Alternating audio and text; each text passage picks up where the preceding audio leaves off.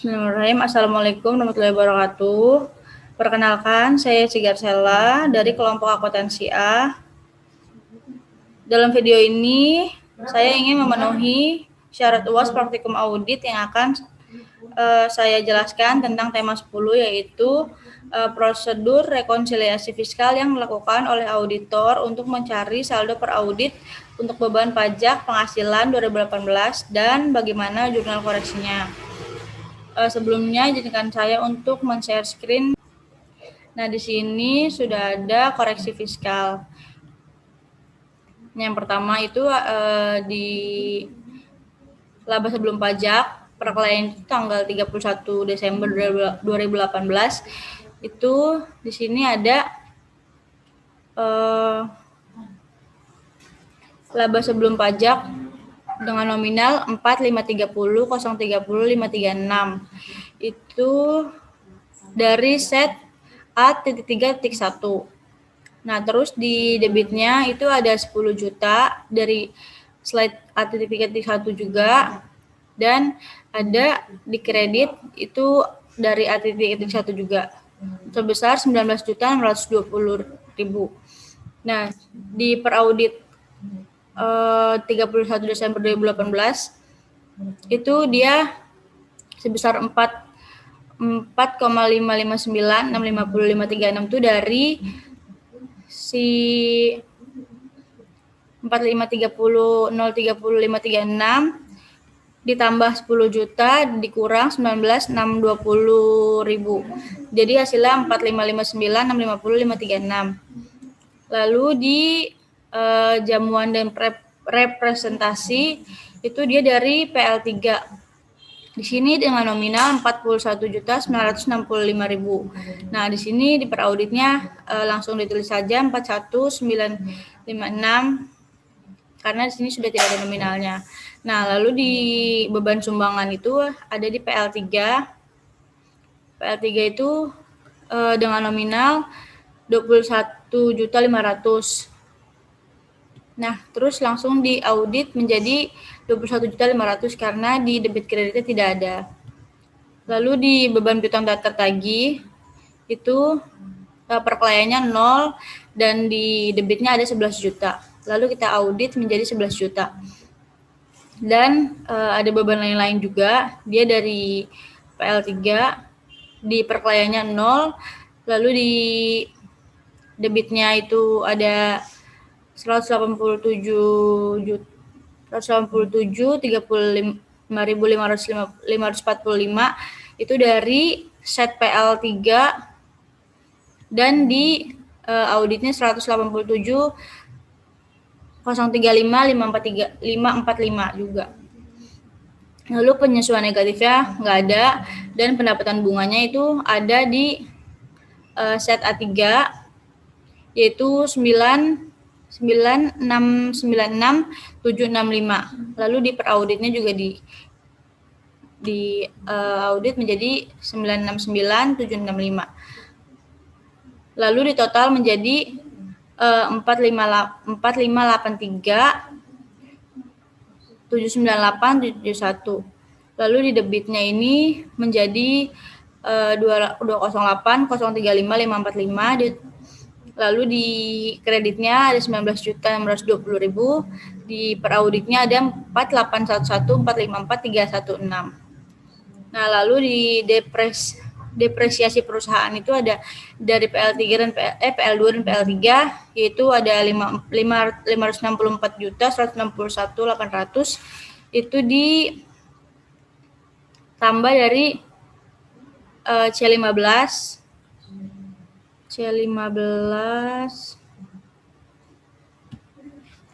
dari C15 terus dikurang dari sini dari D15 lalu ditambah dari kredit E15. Lalu selanjutnya ada depresiasi pajak, itu ada minus 494.766.858. Lalu dia langsung diperaudit menjadi 494.766.858. Nah, di sini ada beban sewa. Beban sewanya minus 54.018.700 dan di perauditnya 54.18.700. Nah, di sini ada laba kena pajaknya menjadi 4.599.205.013. Itu dari C13 dibagi C20. Hasilnya ini. Lalu ini dari atasnya 208.035.545 dan ini 19.620. Ini hasil dari peraudit F13 dibagi F20. Jadinya 4.826.860.558. Nah, ini ada beban pajak penghasilan yaitu dengan total 1M74.877.892. Terus di debitnya itu ada 64.295.783 itu dari C36. Lalu di perauditnya ada 1,139,173.675. Dan ada pajak dibayar di mukanya juga, dia minus 494.250.000. Lalu di debitnya kosong, di kreditnya kosong, jadi dia langsung diperaudit menjadi 494.250.000. Nah, untuk utang pajak penghasilannya dia 580.627.892 itu dari ini beban pajak penghasilan dikurang pajak dibayar di muka. Nah, ini untuk debitnya 0 dan untuk si kreditnya itu menjadi 64.295.783. Itu dari D23. Lalu jadi hasilnya per auditnya 644.923.675.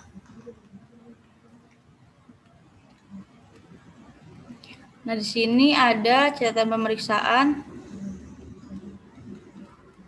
dari PPh terutang dengan fasilitas. Ini 25% kali 50% kali PKP. Itu 67.541.465. Terus ada PPh terutang tanpa fasilitas 25% dikali PKP itu jadi 1,071632.210. Lalu ada PPh terhutang per audit itu ada 1,139,173.675 dan ada PPh terhutang per klien itu ada 1,074.877.892. Terus ada PPh terhutang kurang catat yaitu ada 64,295.783. Nah, di sini juga ada penjualan bruto dan peredaran bruto memperoleh fasilitas. Sini ada 42.879.087.000 itu dari PL1. Lalu kalau peredaran bruto memperoleh fasilitas itu 4,8 M itu diketik. Nah, persentasenya itu ada 11% dan PKP dari bagian bruto yang memperoleh fasilitas itu ada 540.331.716 itu dari F21 dikali B41. Lalu di sini juga ada PKP dari bagian bruto yang tidak memperoleh fasilitas itu ada 4,286.528.842 itu dari F21 dikurang B42. Nah, di sini ada beban pajak penghasilan itu 64.295.783 dan utang pajaknya di kredit 64.295.783. Koreksi atas beban pajak penghasilan. Baik, kalau begitu sekian presentasi dari saya, kurang lebihnya saya mohon maaf. Wabillahi taufiq wal hidayah. Wassalamualaikum warahmatullahi wabarakatuh.